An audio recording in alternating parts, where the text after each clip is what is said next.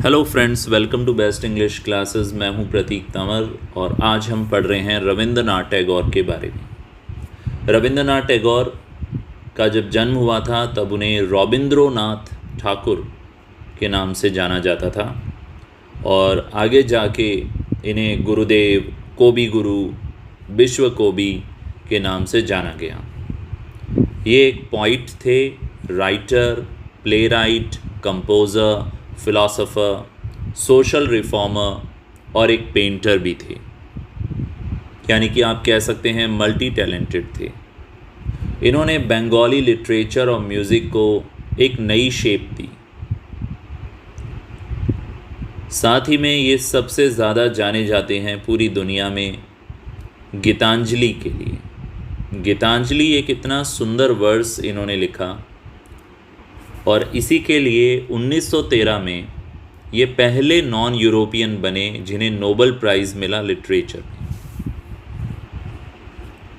बंगाल के बाहर भी इन्हें जाना जाता था। इन्हें द बार्ड ऑफ बंगाल यानी बंगाल के महाकवि के रूप में जाना जाता था। ये एक बंगाली ब्राह्मण थे। कलकत्ता में ही इनका जन्म हुआ था। इन्होंने 8 साल की उम्र में ही पोइट्री लिखनी शुरू कर दी थी और 16 साल की उम्र तक तो ये बहुत अच्छी पोएम्स लिख चुके थे ऑलरेडी। इन्होंने कई शॉर्ट स्टोरीज़ और ड्रामाज लिखना भी शुरू कर दिया था। इनका पेन नेम था। पेन नेम का अर्थ होता है जिस नाम से ये लिखा करते थे। कोबी गुरु, विश्व कोबी और भानु सिंह। टैगोर ने कुछ 2000 गीत लिखे, बहुत सारे स्केचेस इन्होंने बनाए। मैंने आपको बताया था ये पेंटर भी थे। बंगाल रेनेसा में सबसे बड़ा नाम है इनका। इन्होंने हमेशा अंग्रेज़ों से आज़ादी को अपनी लाइफ में सबसे इम्पॉर्टेंट माना और इन्होंने ब्रिटिश राज को नहीं स्वीकारा। ये एक ह्यूमनिस्ट थे, यूनिवर्सलिस्ट, इंटरनेशनलिस्ट थे। इन्होंने बंगाली आर्ट को मॉडर्नाइज किया। ये पॉलिटिकल और पर्सनल दोनों ही टॉपिक्स के ऊपर लिखा करते थे। Novels, stories, songs, dance dramas और एसेज। इनके सबसे फेमस वर्क्स में है गीतांजलि, गोरा,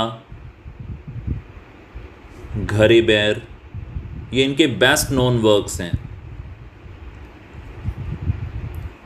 साथ ही इंडिया का जनगण मन और बांग्लादेश का अमार शोनार बांग्ला, ये दोनों भी इन्होंने ही लिखे हैं।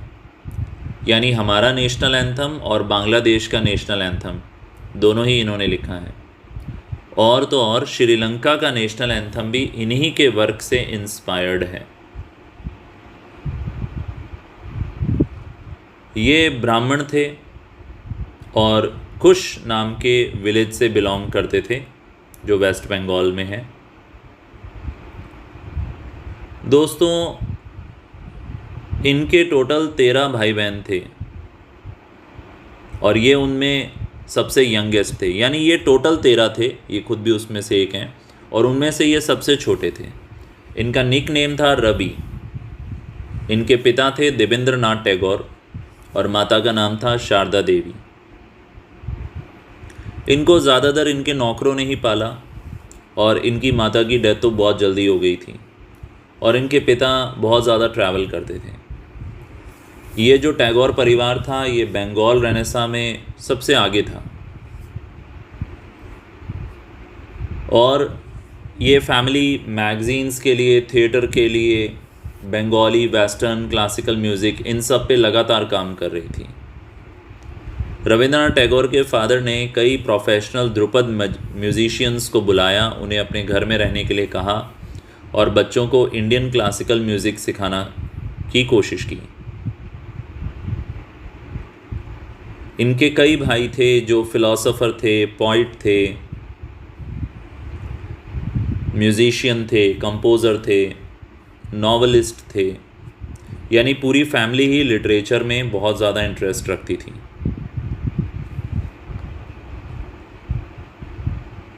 दोस्तों 1901 में टैगोर शांति निकेतन आ गए। वहाँ इन्होंने एक आश्रम शुरू किया जिसमें एक मार्बल के फ्लोर का प्रेयर हॉल था जिसे मंदिर कहा जाता था। यहाँ पर बहुत सारे पेड़ थे, गार्डन्स थे, एक लाइब्रेरी थी। यहाँ पर कुछ समय बाद इनकी पत्नी और इनके 2 बच्चों की मृत्यु हो गई। इनके फादर की भी 1905 में डेथ हो गई। इन्हें महाराजा ऑफ त्रिपुरा से कुछ पेमेंट्स मिलती थी, कुछ मंथली पेमेंट्स। आगे 1913 में इन्हें नोबेल प्राइज़ मिला लिटरेचर में। स्वीडिश अकेडमी ने भी इन्हें बहुत अप्रिशिएट किया गीतांजलि के लिए। 1915 में इन्हें किंग जॉर्ज फिफ्थ ने नाइटहुड दिया। नाइटहुड एक उपाधि होती है, नाइट की उपाधि थी। बट 1919 में जालियां बाग हत्याकांड जो हुआ था, जालियां बाग मैसेक्रे, वो होने के बाद रविंद्रनाथ टैगोर ने अपना नाइटहुड त्याग दिया और उन्होंने एक लेटर लिखा ब्रिटिश वाइसरॉय को, जिसमें उन्होंने बताया कि लोगों के साथ कितना बुरा हुआ, वो कितने अनफॉर्चुनेट लोग थे जिन्हें इस तरीके से मारा गया। बाद में 1919 में उन्हें सैयद अब्दुल मजीद ने बुलाया मिलने के लिए और इस इवेंट में लगभग 5000 लोग गैदर हुए। इस समय में रविंद्रनाथ टैगोर की पॉपुलैरिटी अपने हाइट पे थी। अपने जीवन काल में ये 30 से ज़्यादा देशों में इन्होंने ट्रैवल किया। दोस्तों 2004 में टैगोर का जो नोबेल प्राइज़ था वो चोरी हो गया था विश्व भारती यूनिवर्सिटी से, और भी उनका कुछ सामान चोरी हो गया था। तो 2004 में दिसंबर में स्वीडिश अकेडमी ने डिसाइड किया कि 2 रेप्लिकास दिए जाएंगे टैगोर के नोबेल प्राइज़ के, एक गोल्ड का और एक ब्रॉन्ज का। 2016 में इसके ऊपर एक मूवी भी बनी थी, नोबेल चोर। हर साल मई के स्टार्टिंग के टाइम में बंगाली कैलेंडर के हिसाब से रविंद्र जयंती आती है, जो इनका बर्थडे सेलिब्रेशन है। और हर साल बहुत सारे सेलिब्रेशंस होते हैं, फेस्टिवल्स होते हैं लिटरेरी क्लब्स के अंदर। सो दोस्तों ये एक बहुत छोटा सा इंट्रोडक्शन था रविंद्रनाथ टैगोर का।